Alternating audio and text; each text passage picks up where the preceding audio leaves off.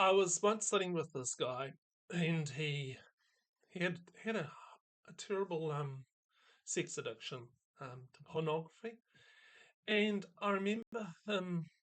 These people were just having a go at him, and just all these accusations were flying at him, and um, often these people were quite self-righteous in themselves, like they've done nothing wrong, and he was being put to shame. This idea of being put to shame, it's to make someone or something seem not good by comparison. Consider this sentence, which I may have used on myself, but I don't now. Their writing is so much better than mine. They put me to shame. A comparison is made, a judgment is decided, and a stone is thrown. To put someone to shame is to make the comparison loud and clear. I am better than you. You should be ashamed. You should see yourself as being flawed, and I'm going to keep you in that category. Flawed. And my sex addict friend, in his heart, with so much pounding on him, he was starting to see himself as a flaw. He was being dehumanized. Dan Allender says that shame causes our identity as to see, shame. Sorry, shame causes us to see our identity as flawed rather than seeing ourselves as having flaws. There's a really big distinction between seeing ourselves as a flaw or having flaws. We all have flaws, but to transition into when we see ourselves as a flaw, that's terrible. And it's dehumanizing another person, making them less than human. And we do it all the time, don't we? And we even do it to ourselves. And a writer of a song many, many years ago wrote a beautiful song about his predicament of being shamed by others. And Psalm 31, the Bible, is a psalm of someone in distress. And these are the words he used: um, distress, scorn, horror, dread, sorrow, grief, sighing, misery, and brokenness. Have you ever been there? I have. I have been there. And often I might just get back into that place. Um, he starts this song, this prayer, with these words: In you, O Lord, I seek refuge. Do not let me ever be put to shame. Psalm 31, verse 1. He is being stoned with shame, and he doesn't like it. He doesn't want it. So he cries out, Don't let this happen to me, God. Instead, he actually wants a refuge, a kind of a safe place to hide from the assaults that is happening on his soul. Look, when I'm being put to shame and my flaws are being held up and exposed to the world, I need someone who knows what it's like to be shamed. A kind of a fellow beggar who has lived on the street and has come under the condemnation of those passing by. My favourite story, shame story in the Bible, is that one that's called, well, I'm calling it the men caught in hypocrisy. Others will probably call it a woman caught in adultery. But I'm going to call it men caught in hypocrisy.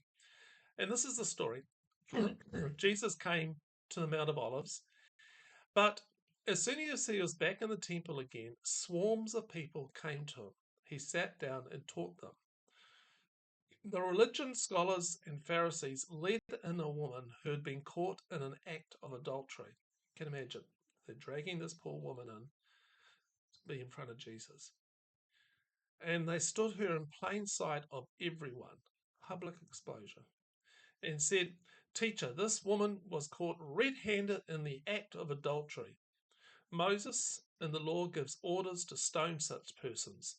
What do you say? And it goes on. They are trying to trap him into saying something incriminating so they could bring charges against him. Jesus bent down and wrote with his finger in the dirt. And I don't know what Jesus wrote in the dirt. I'd love to, and probably theologians have questioned this. What did he write in the dirt? But anyway, they kept at him. Don't just people badgering. They kept at him. badgering him, he straightened up and said, "The sinless one among you, go first, throw the stone." Bending the gown down again, he wrote some more in the dirt. We don't know what he wrote. And hearing that, they walked away, one after another, beginning with the oldest. I love that. The oldest one got it quickly. Older people tend to see these things quicker than younger people. The woman was left alone. Jesus stood up and spoke to her. "Woman, where are they? Does no one condemn you?" "No one, Master." "Neither do I. Go on your way.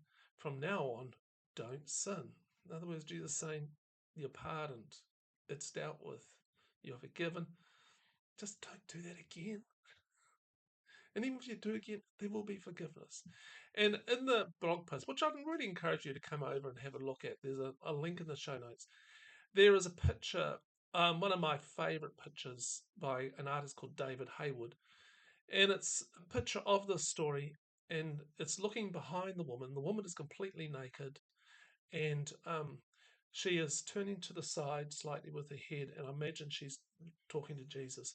And in front of her is a brick wall, and all these very strong, stoic, dark looking men in dark cloaks, and they're all looking at her, all with accusations, but they're all looking at her. And just take note, I said looking at her. And I showed this particular image um, in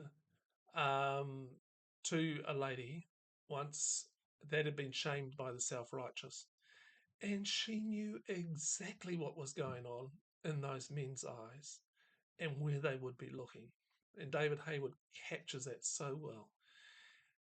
And when I was talking with this lady, we prayed and we ate some bread together. And why I say ate some bread, there's a quote which says, "Christianity is one beggar telling another beggar where he found bread." You see, Jesus knew what it was like to be put into the flame of comparison, to be put to shame. Jesus, in a sense, was the refuge that this woman snuck into and found hope. And the challenge and the call for me and you um, is to do that for others as well, to embrace the ones that people want to throw rocks at, stones at. And I've just written this. Sometimes I feel safer with a prostitute than with a priest. I'll say that again. Sometimes I feel safer with a prostitute than with a priest. Here is a poem I wrote. Do not let me be put to shame. Do not let me die under Satan's game. When others throw stones, hurl accusations unfair, kneel down beside me in the village square. Raise me up, shield and buckler be. Be thou my fortress, rock of redemption for me. In you I hide, in you I trust. You know the whole story. Finger scribes into dust. One day, when all will be revealed, shame will be no more. Warm love, all is healed. Now that's the post this week. I just thought in each week when I put out a new blog post, I give some quotes for the people to think about and some questions for people to answer. Here's my questions for this week. Why do we shame others? Why do we shame others? Number two, when have you been put to shame? When you have been put to shame, who has come alongside you, if anyone? And what qualities did they exhibit that helped you connect with them? And number three, do you put yourself to shame? What role has comparison played in your life? Where did it start? And I also provide like a little formation exercise. And this is the exercise here. The picture above, the one that is in the blog post, um, of the men caught in hypocrisy has three characters as such: the woman, Jesus, and the men. Place yourself in each of those characters. What emotions get stirred up in you? What action is Jesus calling you to take as you look at this image and engaged with the story. Hey, thanks for listening. Thanks for watching. Really appreciate it. Hey, if you want to send me an email about anything, actually, and if you want to maybe talk about this particular post, barry@turningthepage.co.nz. And yeah, feel free to have a chat. I do one-to-one sort of conversations as well with people, and I'd love to hear from you. Okay, bye.